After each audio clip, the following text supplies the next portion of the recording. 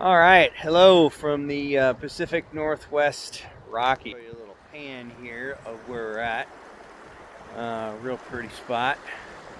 Got a little snow up on those hills, and we're doing a little bit of fly fishing, as you can tell. But I wanted to discuss something. I'm in my early 50s, and I've been doing a lot of financial assessment and planning lately. One thing I keep hearing is net worth. People want to talk about net worth. And net worth is, in essence, for most people's benefit and to their understanding, is all the cash and investments you have, plus the equity you have in your house. And I think net worth, as I've heard from Aaron Talks Money and a few other people like that, is a really terrible way to measure your wealth. Part of the problem was the baby boomers used to tell all of us Gen Xers, your home is the greatest investment you can make. And we believed it. In fact, we went out and bought houses, and that's not wrong necessarily, but what we're seeing is an awful lot of baby boomers that the only real value they have is a paid off house. Now, a paid off house is a wonderful thing, but when you go to retire, if all you have is Social Security, it's going to limit the type of life you can live. And that's one thing I wanted to make sure we address here. A lot of people think, oh, I've got $250,000 equity in my house. Let's look at that house for just a quick second. First of all, you don't actually have that value. In fact, it's a weird asset in that your money that you just have sitting in the bank, you have to pay the money, taxes on the money that it makes, but you don't have to pay tax on just owning that money. That money is yours. Your house, you have to pay tax on it in order to keep it.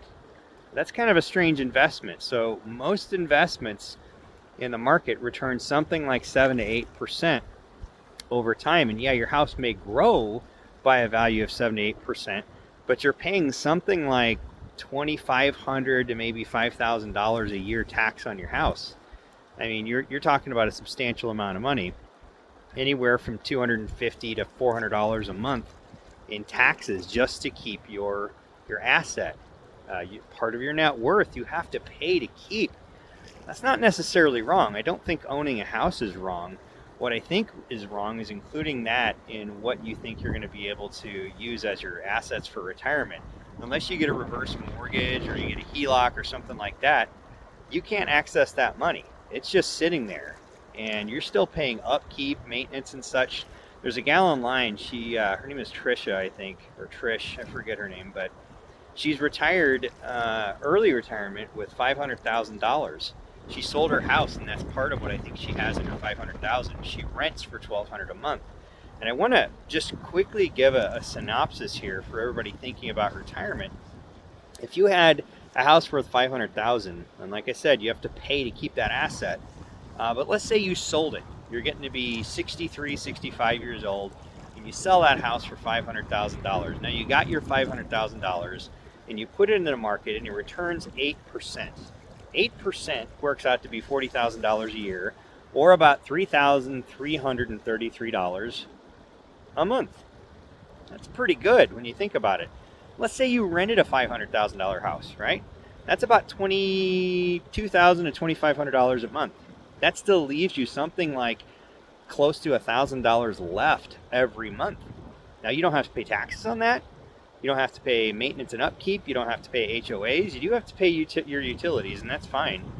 But think about that for a moment. You can have your $500,000, and just the growth on that would easily pay your rent for a long, long, long time. In fact, if you have good years where you're making 10, 12, 14%, you're beating that $800 to $1,000 a month of growth on average for what you're doing there. So I think it's important we take a look at it, because really your net worth is really your death worth when you think about it. It's all your investments, cash, and the equity in your home, but you can never realize the equity in your home until you sell it.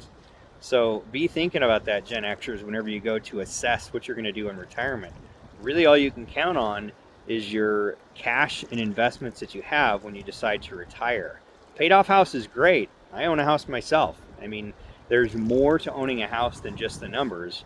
It's the intrinsic or esoteric value of the house. I mean, I like to have home ownership, right? have dogs, have a garden, do with it what you want, but that comes with a cost. And when you take a look at that cost over what the market can do, it's probably not going to pan out. So just don't look at it that way, and I think it'll make all of your planning a little bit easier. Anyway, I know this is Incidental Outdoorsman, and we're supposed to be talking more about hunting, fishing, the outdoors, and you can see we're making good with that. We're trying to fly fish here today on the Boise River, and we're not doing very good. There's just not much here today, but we're having a good time. And I think that's what we want to be able to do, is aim retirement where we can do this stuff, where we can afford to go and take time to enjoy ourselves. More on this as it develops, but hey, have a good day.